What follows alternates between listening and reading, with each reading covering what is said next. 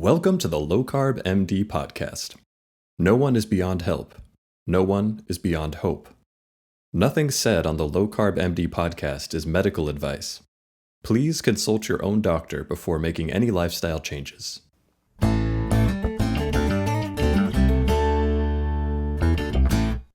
Hello and welcome back to the Low Carb MD podcast. Tro, good to see you, man. It's been a long time. Our schedules haven't matched very well. I'm excited for today. This is going to be amazing, man. I'm excited I haven't seen you in like a month. And then we get the expert here to teach us stuff. So this is perfect. Oh my God. I'm super excited today. This is one we've been waiting for a bit. You know, Brian, you and I have seen her, like we've lectured with her. We've watched her lectures. She was stuck on a ship with us for a week. I know. She tried to jump overboard, but her husband grabbed her and, make sure she didn't. Make sure she didn't go. I'm so excited to have Dr. Boz, a fellow internist, here to discuss, really anything. First of all, she's an expert on metabolic health. If you haven't, please go follow her on YouTube, Instagram. If you're living under a rock, she's also published a recent case series, if I remember correctly, maybe within the past year. Yep. So she's publishing stuff. I mean, she's doing all the good stuff, and we're just absolutely excited to have her here and actually just connect. So super excited. Well, thanks, guys. It's fun to just be able to lean in and share some of the maybe insider baseball to folks listening. But I rarely count down to a conversation, and I have had this on the calendar for a while saying, oh, I'm saving that question. I'm going to ask them how they do it. So. Yeah, and we know you're prepared and you study and you know what you're doing. We just say, let's just talk and see what's going on, and we figure it out. So it's always fun, even though people get upset with me and Tro for talking too much. So we'll try to tone it down. But we're excited to have you here. Thank you so much. For people who don't know, the few people who may not know, tell people your story, kind of the struggles, what brought you to where you're at now. Yeah, I have a couple of favorite origin stories that are totally real. I wish I could bury them in the past of somebody else's brain, but they're in mine. I'm from a dynasty of hog farmers. I grew up on a farm where we are 30 miles from a movie theater, 10 miles from a grocery store, and a whole bunch of neighborhoods that are, the word neighborhood I thought meant your grandparents, which lived on the farm with us. And my dad's an identical twin. I grew up in the same house as my cousins. And I just thought this is what neighborhood meant. You had animals and you had your family. I'm in this little town of 800 people. And this pivotal moment happens to me in the 7th grade where I had an assembly. Assembly means that at school, all of the folks got into the gymnasium and we got to hear from some speaker. And again, this is K through 12 in one building.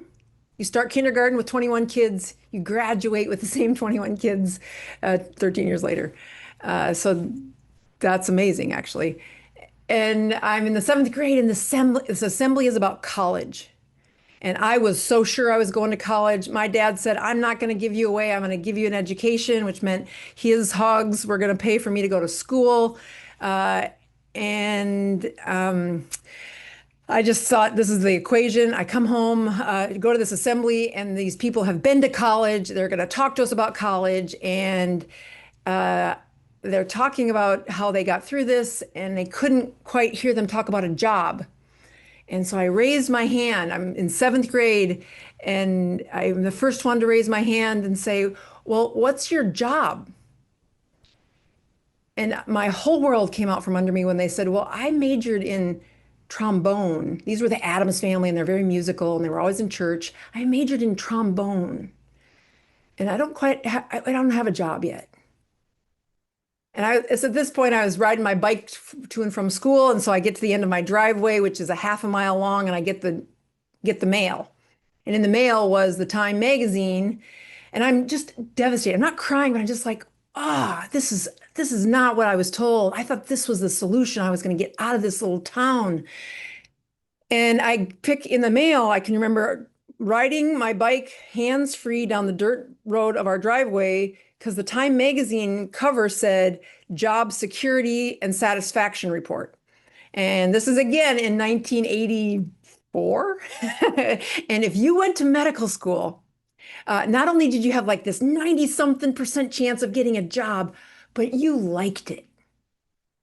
Okay, I haven't met a doctor. I got all my shots from the county nurse. I don't have a single mentor in my life about this, but I told my dad that night, I know what I'm going to do. I'm going to be a doctor. Worst decision you made. My dad's like, oh, shit, honey, what is she doing now? I mean, it was like 2.5 years earlier when we moved to a new house, and I did not like that my dad smoked cigarettes. And so we moved to the new house, and he lit up a cigarette in the new house, and it's November in South Dakota, and I pitch a tent in the front yard and say, Dad, I'm not moving back in until you quit smoking cigarettes. I made it a week, and my mother beat the crap out of him with her words saying, she's serious. She's not going to come back in here. Wow. And so when he saw that I was going to do this, I thought, of course I'm going to do this. And as you might expect, I'm from a small town. I wasn't the best one in my class. I was very dedicated and I could work hard. But the chances from a rural trained, not the best essay, we did the test scores as good as we could do it, best in my school, but that wasn't great across the country. There was a lot of things stacked against me. But I went to the University of South Dakota and I studied my butt off. And every time I did not want to stay learning organic chemistry, the smell of hogs would keep me in that dang seat. And by the grace of God, I got into medical school and my life changed. And now you have this awful decision for somebody who doesn't understand what they've said yes to is 2 years in, they want you to tell you what kind of doctor you want to be. And I really think they should just have you take a personality test, because you guys now know that the type of physician you become has a personality. Like the dermatologists act in a way, and the psychiatrists act in a way, and so neurologists, like everyone's like, do you have any normal neurologists I can go to? I'm like, not really. That's kind of, yeah, surgeons, right, are going to have a certain temperament, personality for sure. There's no question it's a personality test. Sir, yeah, they should have told us that. So I'm in my middle of a, second, about to be third year, and I know that whenever I ask an internist a question, which are usually the question my parents are asking me, and I take it home to my parents, it's very satisfying. I feel like I know I feel better. I'm just mocking the words that they've told me to say at this point, but I'm like, oh, that was nice. And so I chose internal medicine because it was going to be the questions that my parents liked to hear the answers to. And I really liked the thoroughness of it. But what I didn't realize was, years later, it's just a whole bunch more of the matching game for how do you take a bunch of symptoms and organ systems and organize them to the prescriptions they take and the follow-up labs they need to have done. It's kind of soul-sucking if you are in corporate medicine. And I've had some great accomplishments in my career, like taking a very impoverished population and raising outcomes within a couple of years. Got flown to the White House, some, fancy stuff. I really love what I do. I think it's an incredible privilege. But along the way, I could see this is an assembly line. What happened to the job satisfaction part that I saw in that magazine? I don't know where it went to. I left corporate medicine in 2010, the year of the earthquake in Haiti. And I remember this because as I'm leaving corporate medicine, I had my first 10 years in Salt Lake City, Utah, really loved the company I work for. They kind of nourished the leadership side of things and using data to become better. I loved it.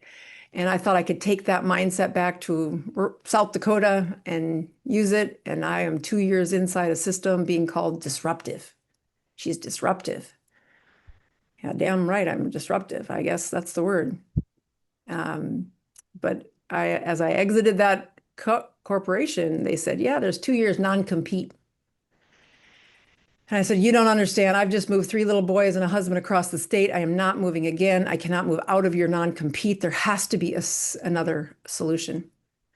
And I'm in this room in the ivory tower, with shiny shoes and white shirts and old men with bald heads. And they said, well, let's go talk about it. I left the room. They come back in and said, yep, you can see the Medicaid, excuse me, and you can see the homeless for 2 years.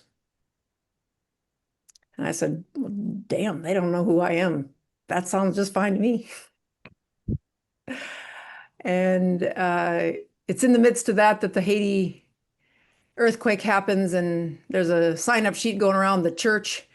And I am very sad. There's a grieving that had happened about not being able to make it inside corporate medicine. How could I not make it work? I've been able to make everything, why couldn't I make that work? Why couldn't I make that work? And I feel sad. And my husband knows that there's something wrong with my soul. And so this paper comes by and says, do you want to volunteer to go help the people in Haiti? And he signs our names up, and I don't even notice. And the next day in the homeless clinic, I get a phone call, and this lady had a really strict accent from the South. I imagined her with, blue hair and curlers, and says, it says here on this form that you're a doctor. What kind of doctor are you? And again, I have no context. I'm like, a good one. She says, good, because we need you in Haiti. And I'm like, lady, I don't even know what that is. And he goes, well, your husband said you'd say that. And instantly I'm like, what the hell, Chad? And so I said, I can't go to Haiti. And she said, nope, I'm telling you, you need to pray to God. I'll call you back in 24 hours. I'll talk to you then. And she hung up. And I'm like, I've met salesmen like you. And I'm thinking the whole next 24 hours, how I'm going to say it. And this is what I'm going to say if she says that. And then I'm going to say this. And I get on the phone, and I swear to God, somebody took over my vocal cords. I could not say the words no. I couldn't get them out of my throat. I had them in my head. And I just said yes. And I get off that plane in Haiti after just what had been 2 horrific, soul-sucking. I can't believe this is what my life turned into after all that hard work. Why does it feel so worthless? And I get off this plane, and that smells like the rendering truck had been there. That's what the truck's named when it comes to pick up the dead animals on the farm. So it just smells like death. And you can see dead bodies still, and there is poverty everywhere. And something inside me just awoke. And I have some incredible stories from that transformation of, all right, I like the people that live in the dirt. I don't know, that have the pretense long left their life, and they just need help. And I know it sounds very trite, but it was so true. Like what resurrected from the disaster of Haiti. We end up going to Haiti over 40 times over the next 4 years. I take med students there. I loved it. It really repaired what was broken. I mean, I'm going broke very quickly because I'm seeing Medicaid and the homeless, but damn, do I feel good. Yeah, it's funny you say that, because my wife, when I was in my old standard practice where Trode dragged me out of it, but I was working 16, 18-hour days all the time. I was burned out, get home. She goes, how was your day? I was like, you know what? I got yelled at by 3 people. Someone threw up on my shoes, whatever. And then she said, how come whenever you go to Guatemala, El Salvador, Vietnam, you come back and you're working twice as much and you're way more happy? And I'm like, I'm not dealing with the BS over there. You're helping people and they're appreciative. And you're not typing in codes and upcoding and figuring out, getting trained on how to make the system faster and more efficient. You're there for that person in front of you. And I think in medicine, we've lost that in the corporate medicine. Yeah. And it is real. I can remember thinking I can find a way to love this. And it's not been it's not been an easy path, but I really enjoy what I do. I really like the way I've found a path forward in medicine. And it's not billing patients, I'll tell you that. That to me, I've not found a way that really has the financial security. It's got a great soul, but in that our system's broken. I don't hate the people that are trying to use the system right in front of them, but I do get to choose very carefully which ones I will see if that's at this point. I mean, there's a few things that I've stumbled across over the last, especially moving from South Dakota to Florida was a heck of a moment where Meaningful Medicine is the name of my medical clinic, but it was also the one in South Dakota. And when I landed here in Florida, the paperwork was all COVIDed up in Washington, D.C. And what should have taken a month, maybe, took 18 months. And you're like, I still got payroll, guys. I got to find a way through. And sometimes I think that's what God does when he wants you to do something that I need a lot more pain to do that scary path over there. And, so I get through Haiti and through that homeless 2-year non-compete. What really awakens me is peak brain performance. It's what my first love was Parkinson's, studying Parkinson's, using TMS in their brains. And then, eventually, how else do brains break and why do internists not take better care of this? And I really like that space in medicine to this day. It's one of my favorite places to waste time. There's plenty of things that you can learn and so many things we don't have the answers to. But as I spent the last probably decade in South Dakota taking care of broken brains. It said internal medicine at the top of the clinic, but it was really an addiction clinic. And I love data. So I like to study myself. Like, why is it that some of these patients get better? I mean, what's the difference? I've got this EMR. Let's just run some reports and see, is it that I got them the best medicine? Is it that I use this medicine and that medicine? Is it I gave him a Vivitrol shot early or this long? Was it the therapist? And you look at the 5-year sober rate. What do you think the number one predictor of sobriety was? Family, community. Yeah, as I would say, social connection, family, community. Yeah, they went to group. Went to group. Yeah, totally. We say the same thing here all the time, right? If you show up on Wednesday night, every other Wednesday night, I have a group with my patient. I know Troy does it with his, and the ones who show up kill it. The ones who don't, they got more important things to do on Wednesday night. Right. It was that connection with a colleague, with a friend, watching somebody else go through what they just did, or seeing somebody else make the mistake that they're making, but they were not willing to say it out loud. And they see their classmate making that same mistake, and suddenly they're looking at their life from a bird's eye view saying, oh, snap, I do that too. It was fascinating. Like, sure, did my medicine make any difference? God, I hope so. but the data was way, way less. Getting them to go to group. And then just sometimes they didn't say a thing for a couple months in group, and then they do. Mm-hmm. And you say, wow, this community, which is like the opposite of what happened when HIPAA hit the world and said, you can't tell anything about what goes on behind that door.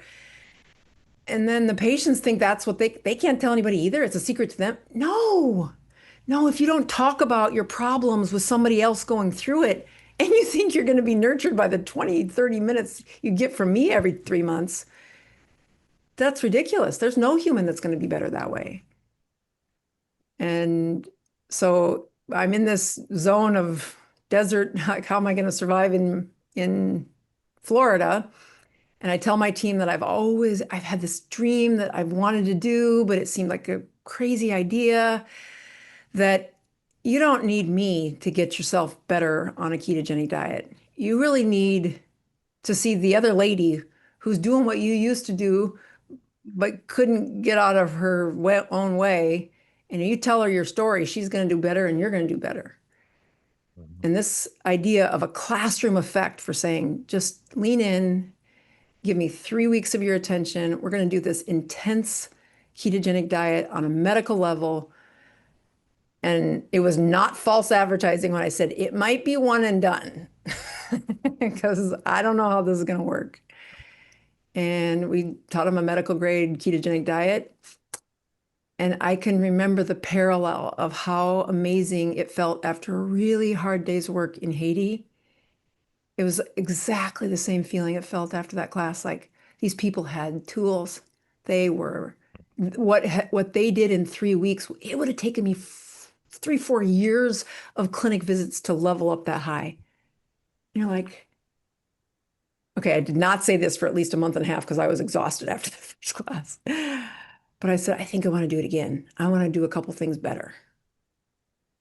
And I just got done with the 7th class, the 7th time of that 3-week sprint of quit trying to put medicine behind an exam room door, one at a time. You're wearing out the doctor to say the same dang thing over and over and over again, like a broken record. And then they don't talk about it with their buddies. I need you talking about it with your buddies and let me answer your questions in front of everybody because your question is also that person's question. And sometimes they can't hear it when they think it's about them. But when they see that guy who's doing that thing that they didn't really talk, oh my gosh, their brain says, oh, I need to do that too, I guess. And it's been the most rewarding thing I've ever done.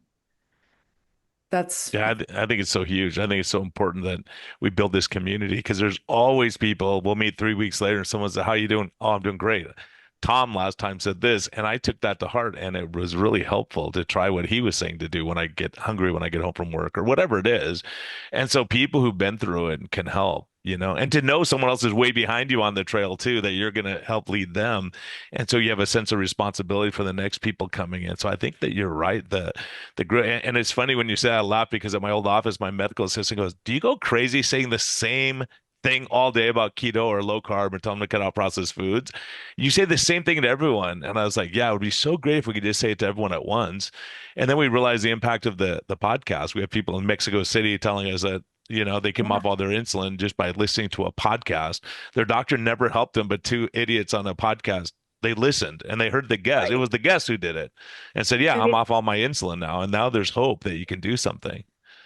Yeah. I mean, what's the first time you put something out? Because that's social media, right? So do you remember the first time you personally said, I'm just going to put this out on social media and you got a benefit from it? Do you remember the year?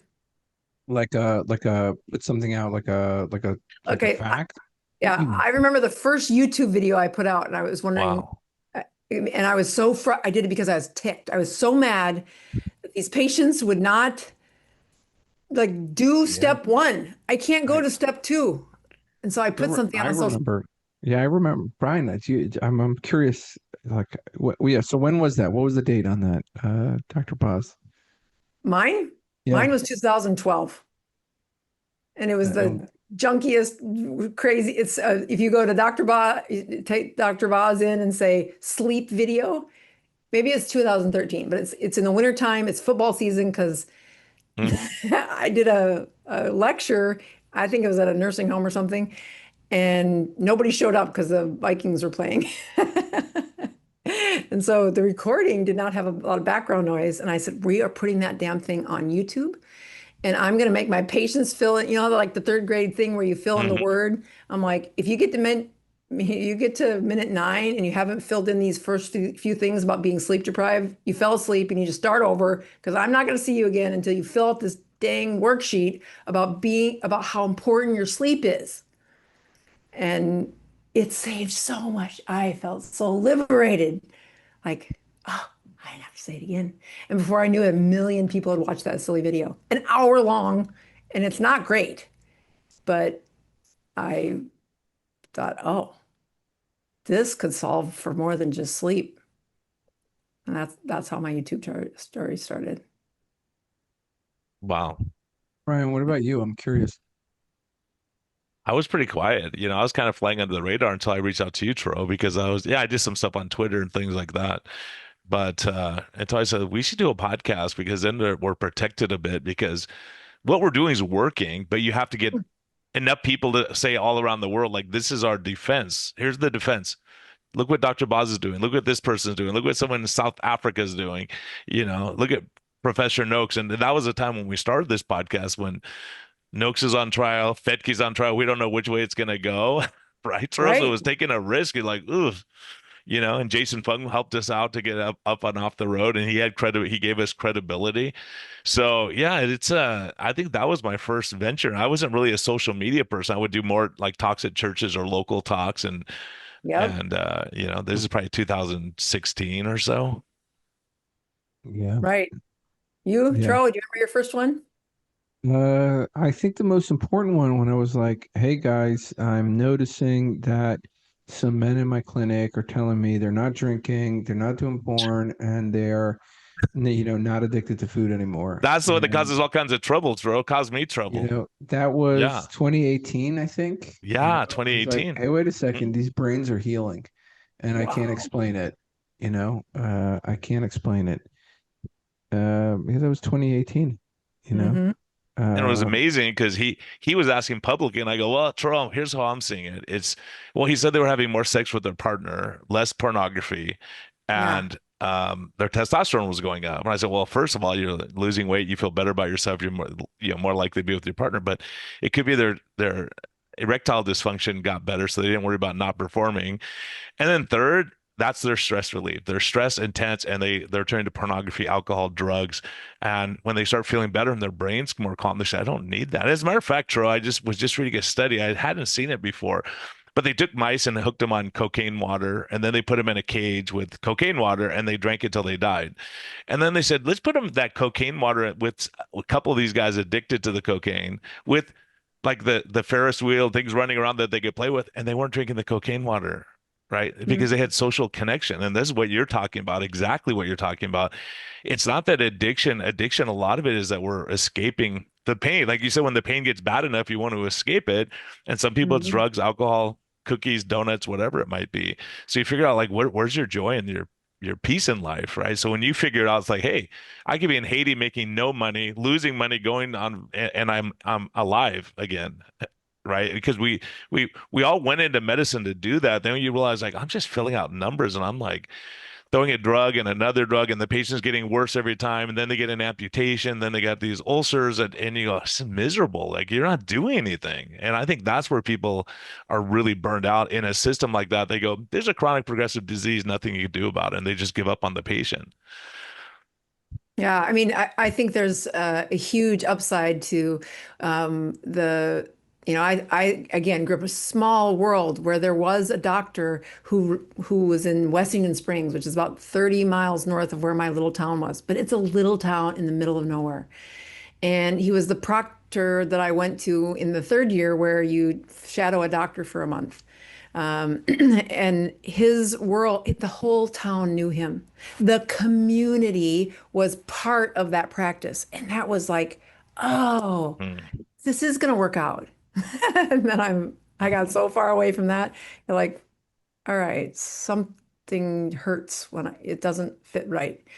And, I actually look at, even just this trio of saying, all right, so the hardest part about the world I think we've entered into is exactly what you worried about that first post in social media is, are we sure we're doing the right thing? Are we sure this is going to work out? Are we sure we're not going to have the, powers to come and take our medical license away for, not following the statin guideline, all of the stuff. I mean, the statin one's one thing, but just saying, how do you navigate the world of here's the rules, here's what your malpractice says and your MEMR and all that. Okay. And then when you realize there's so much that this doctor role was supposed to be educating, and then you say, well, am I doing it right? Am I finding success in the place where it's going to make a difference and the rules aren't going to get me, in the next generation? I mean, when you look at your practices right now and you say, all right,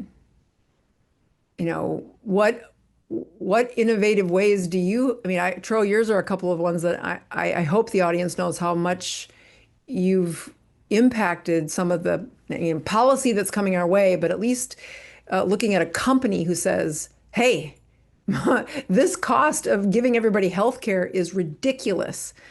You got any solutions? And then to offer what you guys do for a company, I think that is so forward thinking. And again, I've tried that. I went broke trying that. I never got out of the, I never got out of the debt part of that. It was an environment in 2015. So I gave it my all. You were too early on your message. You were too early, right? You could be right too early and then you struggle. And then 10 years later, it's the standard of care. Yeah. Speak to that a little, Dr. Tro, what's the difference between treating a company with your practice versus treating a one-on-one? There's no difference. I have yet to meet a patient that didn't want to be healthy. Mm-hmm. Right? I've yet to meet a person. I think the only problem is our ability to determine when somebody's ready for change. Mm-hmm. Right? So how do you solve the problem of my patient doesn't want it? Mm-hmm. Right?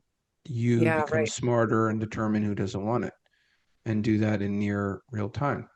How do you determine, if you're just not motivating and not engaging and not willing to meet every day like you are, or meet after hours like Brian is?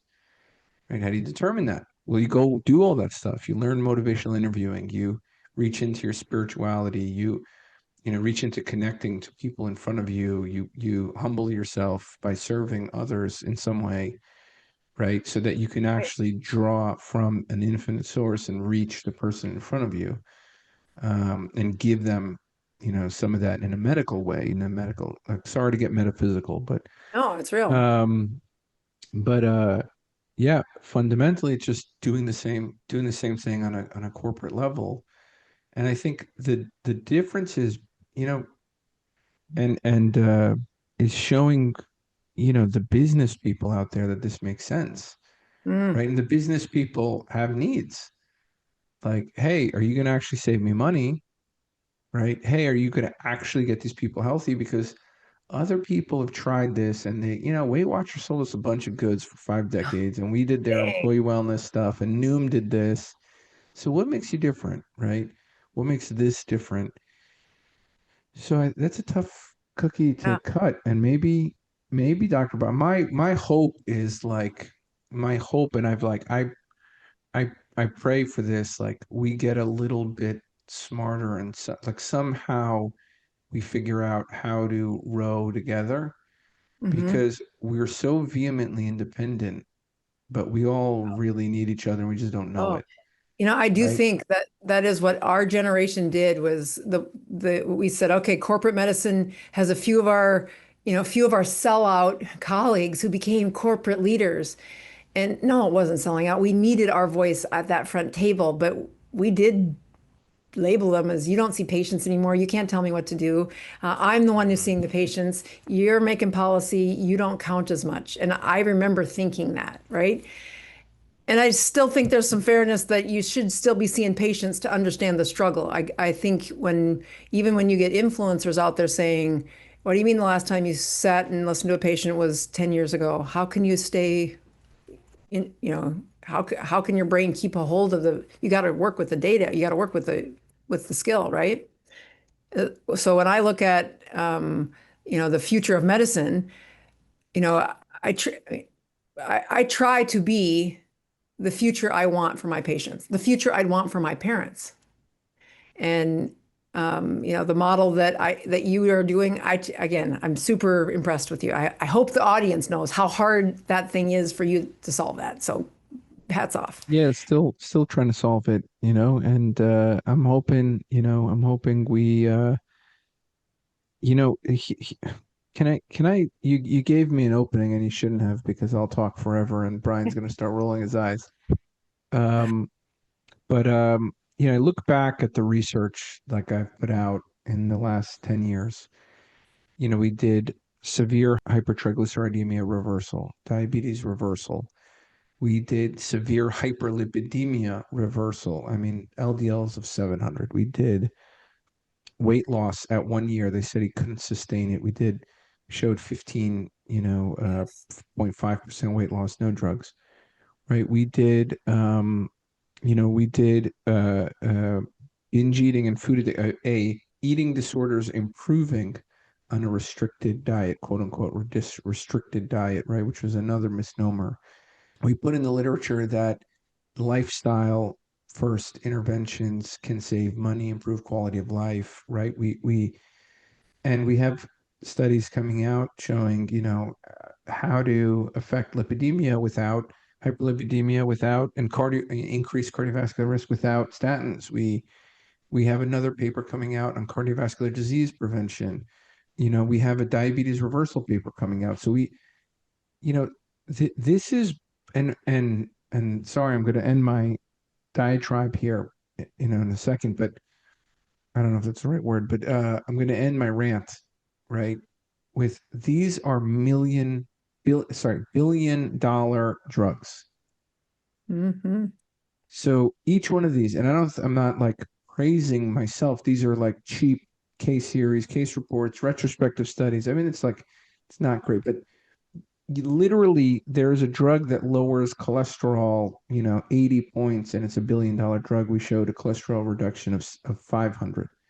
Yeah. Right. So with like a couple berries and a quarter potato. Right.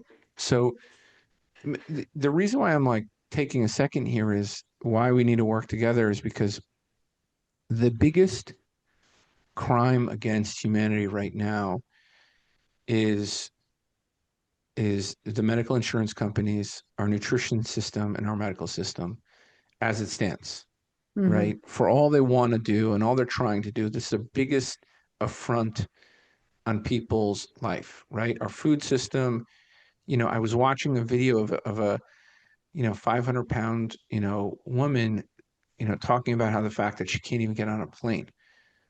I mean, and she can't even, it was pointed in a political she says sense. You're like medium weight. If you're like 500 pounds is medium weight. If you're over 800, it's like crazy. And you look at it, wow, that is. But these people are something. Like trapped. They literally don't have a life. And we're trapped in this food system. We don't have a life. And you look at our chronic disease epidemic, it is the biggest cause of a decrease. Diabetes diagnosis is 10 years off our life. Cancer diagnosis, all of these are linked to metabolic disease. And the insurance companies are making tons of money just ignoring this, right? And the pharmaceutical companies are making money off of us not being able to reach the patient, right? So everybody has come up with a workaround. And the only thing that I think the only chance we have is us docs coming together and actually working together, like literally working together, creating metabolic clinics of excellence. And I know this is idealistic. I've talked to Brian for years, and he rolls his eyes every time I say it. But there is no, like, we are the medicine, right? And we need to take the patients away from those systems. I'm just, your story reminds me of, I remember the first time I tried to innovate a solution. I was in my first year in South Dakota. So I'd already been practicing 10 years, and you're new to town, just, like, okay, how do you get the word out? So they have you do like, it's like a seminar on osteoporosis versus osteopenia. And you send out a sign up, and I said, okay, if you've had a DEXA scan, I want you to bring it. And so the first one, I think about 10 people were there, and I said, all right, everybody get your DEXA scan out, and we're going to play a game. If you've got a T-score, everybody find your T-score. So I want you to go in this lane, this side of the room. If you have a T-score of this, I want you to go in this room. But if you have a T-score that was not osteopenia or porosis, I want you to come to the front of the room. And like only 4 people came to the front of the room, or maybe in the 10 people, maybe only 1 person that comes to the front of the room. The rest of them all have disease. I'm like, okay. So as you took a report and you taught to the room, Okay, the next month I did the same thing, 50 people, then 100 and some. And then I get these letters from colleagues saying, you're trying to steal my patient. And I'm like, well, first of all, there's no such thing, but whatever. Welcome to, like people fearful about like, how do you make it in this world where, okay, this is a diagnosis. I can bill for this. It's got a severity. I'm going to write a prescription. The prescription has enough warning. Okay, it's a level 5, whatever, like play the game. Mm-hmm. Okay, so I said, no, I don't want the patients to be there for osteoporosis. I want to treat the education with the stuff in front of them. And oh, did I get the crap beat out of me by the colleagues, so I said, okay, we can bill for at least a level 2 or a level 3 or something if you take vitals and we're teaching them better than they've ever been taught before. We can teach all 45 of them, or whatever it was, in this 1 hour. Oh, good Lord. I was like, I had 2 heads. It was the craziest idea. What do you think you're doing? You're going against the practice of medicine. What about HIPAA? I'm like, it's a bloody diagnosis, osteoporosis. They don't care. They want the education.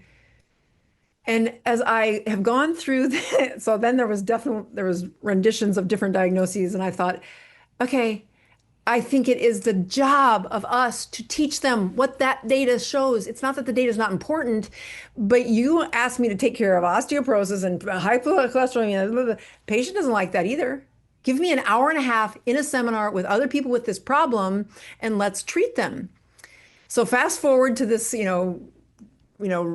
first class that was a little bit of a whirlwind, but really filled with education. And now let's go to the last class, the 7th one. I mean, I can feel this is the thing, right? Okay, you have metabolic disease. You have a problem. You might not know it. Bring your labs to class. Each morning, the first week is getting them really into what I want them to do.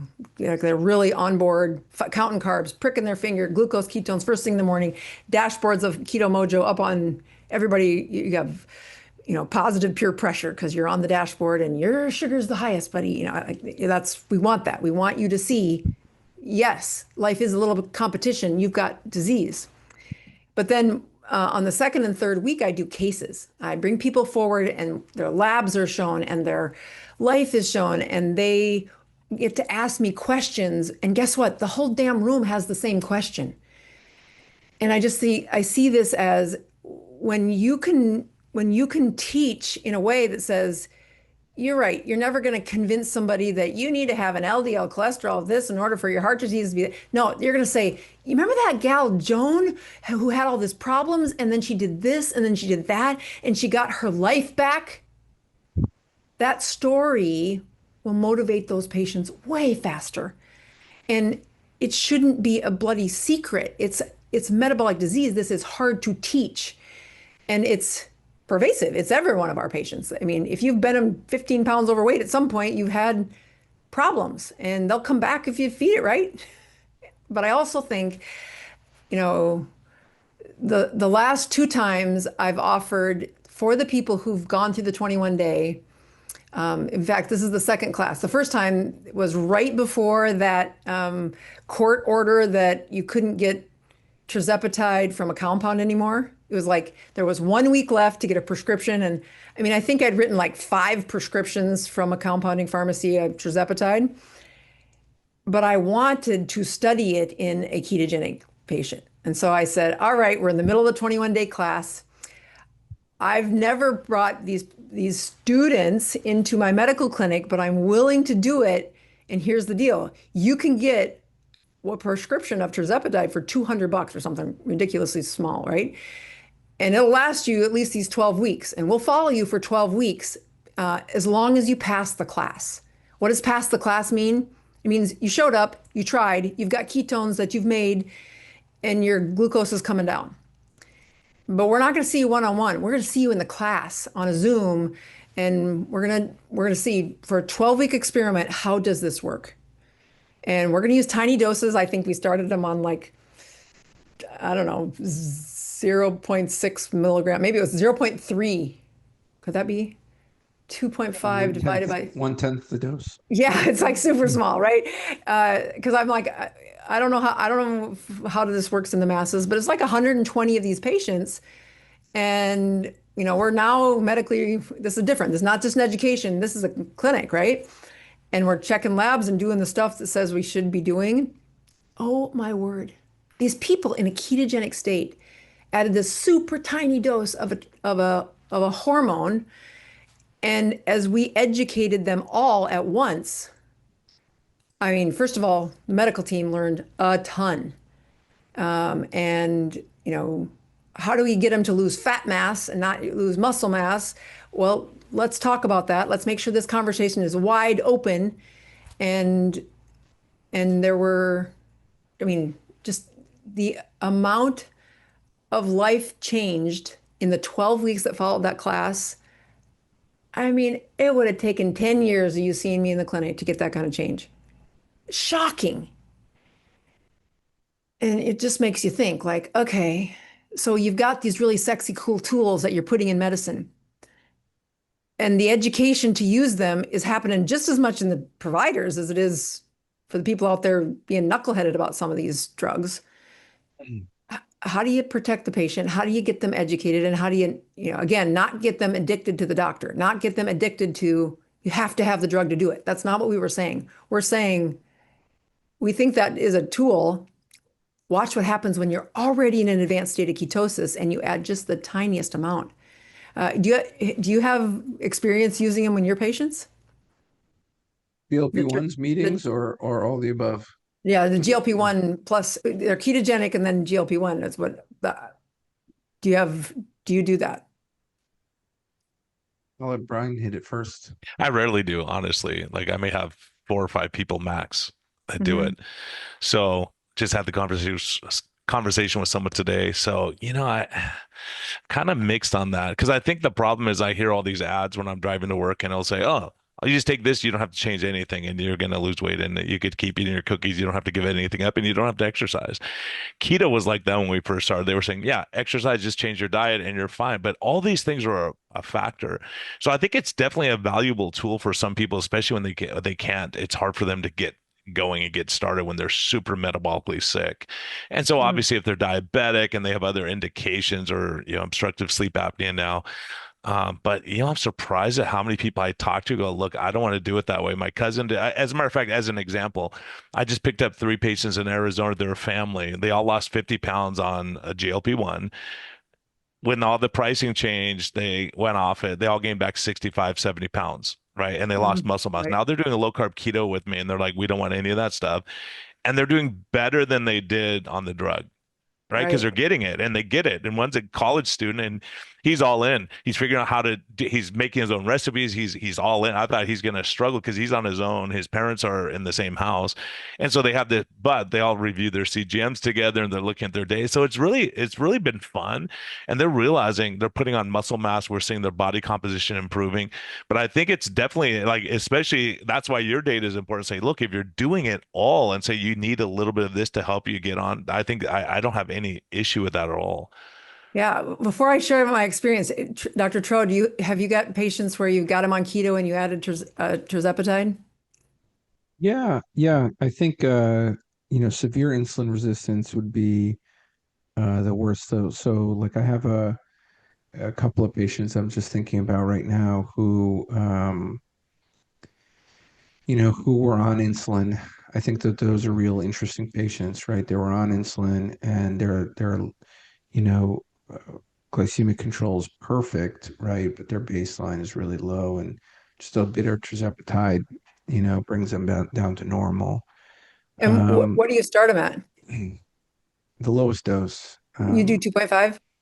Yeah, of tirzepatide. I will. I have a patient literally just today who was asking about microdosing, who I think may be a good candidate. He's his situation is actually much better glycemic control, and I don't think he would need much of anything. So he was interested in experimenting with compounded tirzepatide, which is now more difficult to get. But the other case that I think it's useful, I think the best use case could be, really difficult food addiction, like non-performance, like in a and I don't want to say non-performance, but like they're in a program like ours, they're meeting very frequently with a health coach. They're, putting in a significant amount of effort, and and there's end organ dysfunction, heart, kidney, liver, whatever it is. And I think in a case like that, or when the drug could potentially reduce like 2 or 3 other therapies. So somebody's on CPAP, somebody's on blood pressure medication, somebody's on, 2 other diabetes medications, and you're like, okay, well, wait a second. Let me think about the idea here that I can get rid of 4, different drugs and maybe just use one. Right.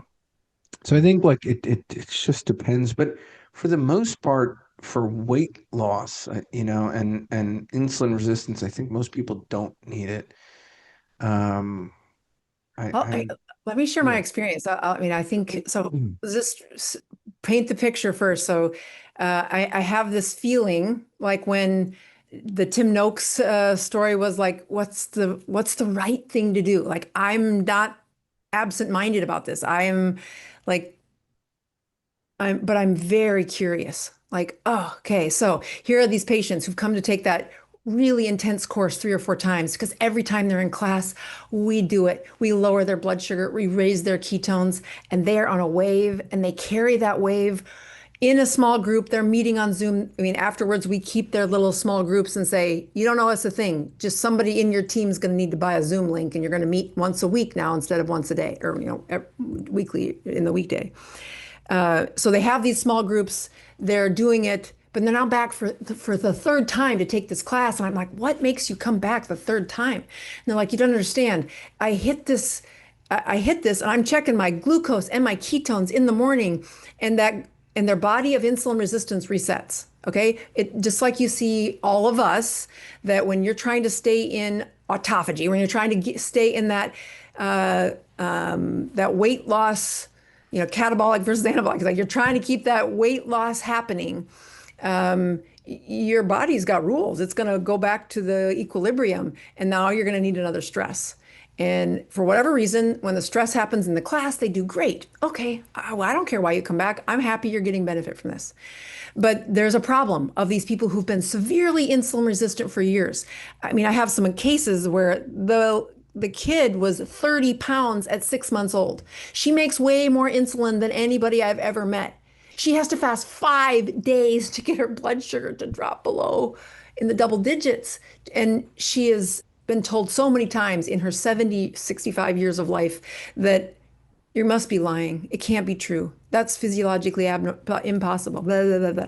But she knows when she's keto, when she's got ketones high, when she's what I call fat forward in her metabolic use, where those fatty acids are being burned through that mitochondria first, she loses weight and she feels great and her joint pain goes away. I mean, she does all the stuff, right? She's got the anti-inflammatory effect of when ketones go high and glucose drops down.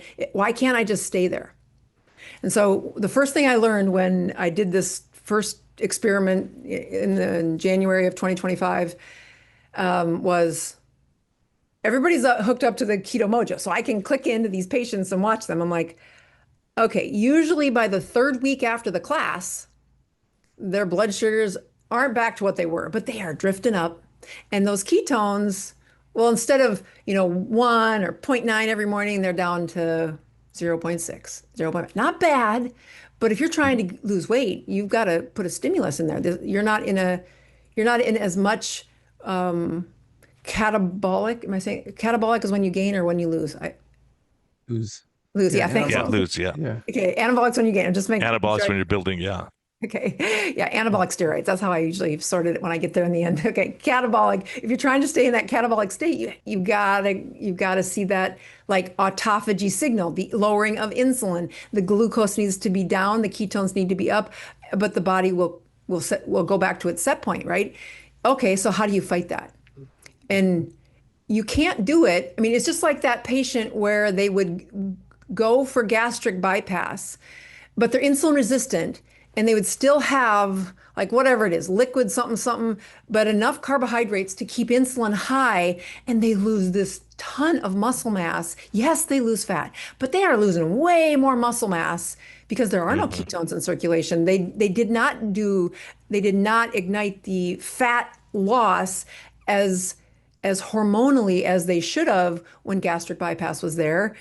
And when you say, well, but that ketogenic patient, when they did it, as long as they can keep those ketones high and that glucose, from resetting, their muscle mass is protected. Our bone scans our muscle scans, our DEXA scans show that preservation. Of course, they lose some muscle mass, but it's like less than 3%.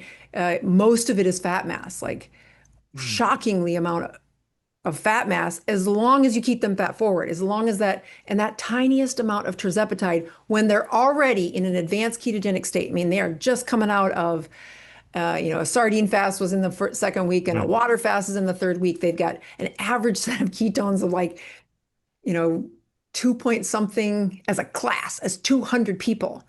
And you say, okay, this is because we stimulated you, we pushed you, right? And you did it. Now you don't have that excuse saying, I just can't make ketone. No, we did that. And then they add just the tiniest amount of that tirzepatide, that hormone that does shut down the food noise, that does slow that GI system. And it's tiny. And you're like, wow. And yet I say, the future will tell us, is this right? I mean, it looks right. I mean, their metrics look right. Okay, results so matter, feedback. right? I think results matter. Yeah, results matter. Yeah, that's the point. Is like that's why the experience is helpful when we can all come together and go, here's what I see, here's what I don't see, I think Yeah, being responsible to deprescribe when it's not working, I think that's important. I think, this is a very vulnerable population that won't want to remove a tool, right? Yeah. They were sold lap bands and they were sold lap band, reversals. They were given fen. They were given Weight Watchers. Weight Watchers is bankrupt. Oh, yeah. They have this all in their history. It's real. So the thing is, I think we have to look to deprescribe as quick as possible, especially for non-responders. There's so many, whether the C cells. That's a slippery slope too, because some people think, I just want to be on a tiny dose. I want to do it for a month, and then 3 months in, they're like, I want to crank up the dose as much as I can because I know I'm going to get more. It's like putting more money into the slot machine, think you're going to get the money back. And so at some point, that's a hard thing because people are like, oh, is that my hope or not my hope? And people are desperate, so it's a tough one. So far we haven't seen the drug climb. And I don't know if that's the peer pressure within that class, because when we say we don't want you on a lot of this, we know that if you've been doing this and you've had this insulin resistance for a while, again, not everybody from the class signs up. We say, we can't guarantee that this is going to work. We think this is a tool that we're learning from. We're going to use the smallest dose. If you want an incretin mill, they're out there. Go find them. That's not us. We are of the, keep the dose. It's small. Part of your system and it's monitored and exactly. Right. Being responsible. I think the thing is the irresponsible out there, because you're right. It's a mill and they go, just how many can we crank out? And so I've had people come to me on 5 times the max dose. And I'm like, this is not it's crazy what people are doing out there. People are going even higher doses. They're getting, massive doses, unapproved products, unapproved grade products. I mean, it is. Oh, it's well, and I don't know if you've seen what's coming. This is not going away. But I do think. I mean, talk to me in a year, watching what happens, because this is meant for an intervention for reaching your goal weight, or even we don't want to become your primary care doctor. We want to show you how to do metabolic health and send you back to your primary care doctor to say the lowest dose and then get off. That's always the goal at the end. So you're using a compounding pharmacy? No, Lilly Direct. Oh, really? Well, I didn't know they would make micro dosing. Well, they don't. They get a vial. The vial, so you could just do, Yeah, but there's problems with that, right? So if you get even the smallest vial and you're puncturing it 10 times, there's a look at that. It's a 1%, maybe 2%, maybe 3% chance at the end of it that you have bacteria seeding in there. So I think it's just very, very tough. Yeah, no, we've thought of all those things. I say this out loud to people that I'm like, how can you see in the future? Can you tell me how this is going to turn out? Can you tell me that these patients are going to be for the first time in their life, and that it's not going to be because of the drug, but because the behavior changed you practiced that behavior change and didn't fall off the wagon. You are now 6 months into this, and we can stop the medication because your training wheels are real. You've got the skills now. I mean, that's my dream. That's my What's hope. your experience? Have you had cohorts go through now and then they stop the drug after they get their goal? And then when you're following so far, are you seeing that they're maintaining still? Yes. Yep. Yeah. Yeah. And, again, when that compounding pharmacy, it was the perfect experiment to say, we just are going to give you enough for this 12-week experiment. And so then they come off of it. And we had a few people sign up for the class again saying, as soon as the drug stopped, I felt this food noise come back in a way that I've never seen it come back. And I mean, I do think that the number one physicians who are going to be writing these prescriptions, especially when retatrutide hits the market, is psychiatrists. I mean, I want you to count on, okay, you've been each in practice a good 20 years, right? I want you to count on one hand the number of times that you had an ADHD patient on stimulants say, I just stopped taking my medication and I feel great. I've heard that when they leave work, and I know what you're trying to say. I know what you're trying to say. Yeah. Right? But it's an exception to the rule. But someone's life changes, or they're not stressed in school anymore. They don't have to really focus as much. But yeah, it's really It's rare, right? Yeah, it's very rare. Yeah. Same with testosterone. I mean, like, you can't take somebody, put them on testosterone, then take them off. They're going to feel miserable. And I see this. I see especially in women, postmenopausal women. We're coming in like with a pellet and a 600 level testosterone. They're like, I feel great. And I'm like, well, your trachea is enlarging. Like, Yeah. we should, so this is the thing. It's like, we just, but they feel so good. And so there's two sides. You want to give them testosterone, certainly, but you also we have to balance that. It's so hard. I think it's hormone. These are agonists of a hormone. I really agree with that. This is smallest effective dose is the key. And there's danger out there. I mean, exactly. Testosterone is the perfect example, saying what knucklehead would put a testosterone pellet in a woman, period. But secondly, well, I've seen some decent ones. I don't want to trash the pellet community. I don't think I would do it. Certainly Laura, who does the hormones in our practice, she doesn't. Dr. Laura Buchanan, she doesn't love the pellets either. I think it's just easier. But I've seen some people get very low level testosterone, like tiny level testosterone, and they do okay. And I guess it's convenient because you don't have to, take something every day or whatever, take a cream every day. But I've seen the other side, which is just, sometimes it's inappropriate. And my heart goes out because it's like you want to give these hormones to improve quality of life. Right. All of these, right? In obesity, food noise, food addiction, binge eating, right? Metabolic issues, insulin resistance, you want to give a GLP incretin, right? Incretin hormone. In hypogonadal men, you want to give them testosterone. Their mental health improves, their sexual history, their vigor comes back, right? It's a huge quality of life improvement, but we have to, and same with HRT, right? I think there's cavalier and there's not, and I don't know how to draw that line. It's sort of like what's pornography? We all kind of know it when we see it, but how do you define it? So I'm curious, what's that line for you all? We got 3 brilliant docs here. What's that line where this is cavalier versus this is, not cavalier? I'll tell you, that framework is something at the last minute that you could possibly order this prescription before that ruling from the judge came through that you couldn't use that compounding that happened.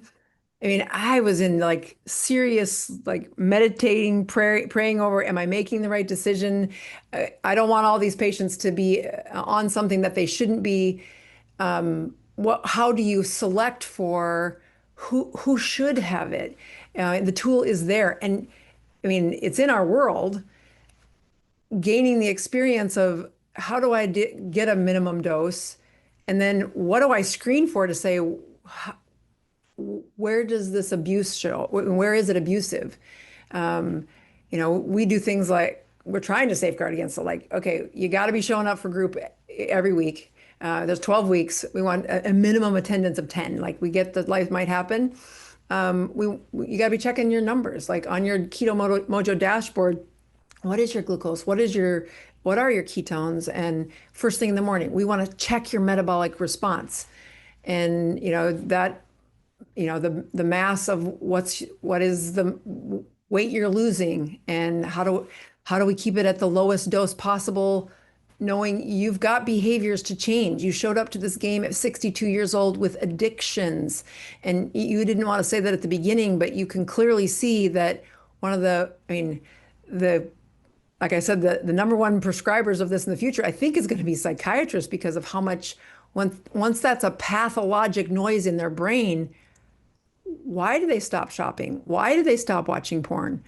And I mean, we all saw this with keto. I'm not saying that it's not a healthy brain that's better, but it is a different beast with this tiny amount of dosing, where the guy who I've been saying, quit drinking at night, quit eating at night, his wife says that, and you take that little shot, and and he's ketogenic, he's trying, but he keeps screwing up doing the drinking and everything. He stops. How does a 70-year-old man stop doing that after 50 Yeah, when you years? see that, that's great. That's great that when you see stuff like that, go, it works and you're helping people. I'm curious, both of you, do you ever see people that have been doing a year of keto diet or carnivore and their insulin's like 22 still? Yes. Like, what do you think is the I have a little protocol for that, which is do aggressive fasting and repeat during the fasting, and then figure out, is it microbiome or is it food frequency and protein, right? You're talking about microbiome now, Tro. I've been talking about it for 2 years, and you like would roll your eyes all the time. Now you're talking about it. Well, I'm going to tell you, every time I've tested, it comes back like there's no fecal leukocytes, there's no calprotectin. I mean, like 1 out of 10 times I'll get calprotectin. I won't go. I've done some, microbiome tests, GI mapping and stuff like that, but I've had people who have had a stable CGM making ketones, like not great, 0.3, 0.6, point whatever, high triglycerides. I had one patient with a trig of 200, insulin of 10, glucose of 100, and then 2-day fast, repeat, another 2-day fast, repeat, and it's just it's like a miracle. Right. Yes. Hold on. Go back. So that's when I see it too.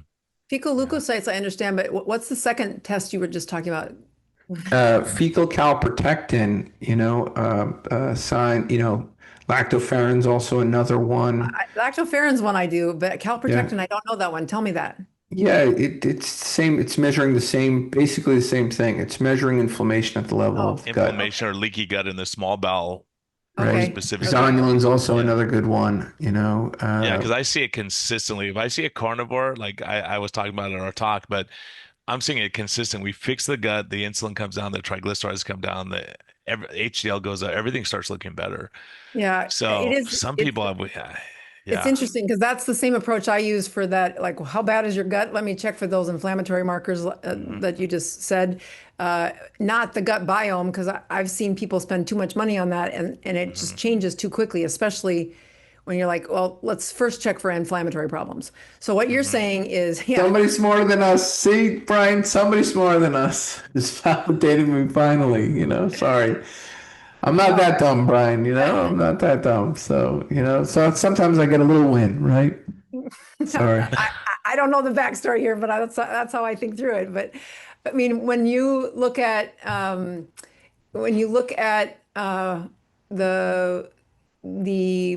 gut biome's response, a healthy one makes GLP-1, makes GIP, and you say, well, you can't really measure those. That's research kind of stuff, but you can definitely measure the effect. Like, talk to me about that food noise. I mean, we have them fill out a survey every week, just saying, let me see inside your mind. Let me see inside your, again. Well, I think the benefit to those is that if you look like my carnivores, I'm seeing it consistently now, is when I check their gut microbiome, they're missing like 4 or 5 of the really important gut microbiome that makes short chain fatty acids. Short chain fatty give you some satiety. So someone like Tro goes, I eat 9 steaks and I don't get full. That's not normal. You shouldn't be able to eat 9 steaks and not get full. So you add some short chain fatty acids. I don't know if Tro's done the experiment yet, but a lot of people go, I have more satiety than I did with the GLP-1. I feel pretty good. I'm not starving all the time at night, and I'm able to not like focus on that. So it just depends on the individual too. But I think we have a lot to learn is what I'm saying, is that some of these people have a but I also see that same connection where that when you find that patient who's got they are doing keto, they are following, they are not lying to me, they are trying, but their ketones are 0.3, 0.4, 0.3, 0.5. And their blood sugar, although might have been really good after class, it's now tripling back up into the, low triple digits or high 90s for the morning fasting blood sugar, which I think is too high. That's not going to be the health that we want, right? We want that better. So you say, all right, so you need to go without food for a couple of days. And you're like, okay, fasting is helpful. No doubt there. But what happens when you say, okay, I've got a 72-hour fast happening for 6 weeks in a row, and at the end of the 72-hour fast, finally, they've got ketones of 1.2, and that blood sugar comes down, meaning they're looking at extended fasting for these elderly people. And again, they start out keto at the beginning of the fast, and finally they get a keto burst, and now they're losing weight, and we're doing fat mass. It's not as protein, it's not perfect because you've got an elder. Every time you lose a pound of muscle, you're never going to get that muscle put back on at that age, right? So it's delicate. But I think the pathology is real. I think they make way more insulin than we ever expected them to. I think you're in this group where you revved up those beta cells, and God, they're acting like they're 30 years old as far as the beta cell production. That's a lot of insulin to be, you are in the advanced pathology here. And that tiny dose of tirzepatide, once in a ketogenic state, holds them what I call fat forward. They are, and so I don't know. I want us to look in the mirror. It's interesting. I would love. We'll mess around with that a bit. Tro, you're gonna have to finish this. I have a patient. They're knocking on the door, so I'll let you two go. No, they booked me tight today, but it's awesome. I'll listen to the end of this. Yeah, you guys. No, we'll wrap it up here. Dr. Paz, give us the 1 or 2 tips before you leave that you want everybody to know. Give us like 30 seconds of what you want everybody to know out there. And gosh, this has been such a pleasure. Brian, it's always a pleasure. Dr. Annette Bosworth, it's a pleasure. Right back. I'm just going to lock my door while she's answering. I'll be right back. Yeah. So here's the answer. So two things I want people to know. So faith matters. I've been 54 years around the sun. You're going to have setbacks in life. That third arm of medicine, mind, body, soul, spirit, your faith is a really big part of how the journey is meant to be. Don't minimize that. And then I think God built me right from a town of 800 people that find a community that you routinely visit. I don't care if the group is called AA or Carb Support Group or Stitch and Bitch. I don't care. Meet with them regularly and be in life with them. Amen. Yeah, that's great. We'll put your 2 books in the 2 books, right? Two. Yes, did I jump you on? 2 books in the show notes. We'll put all your social in the show notes. And thank you so much. I just appreciate it. Appreciate you.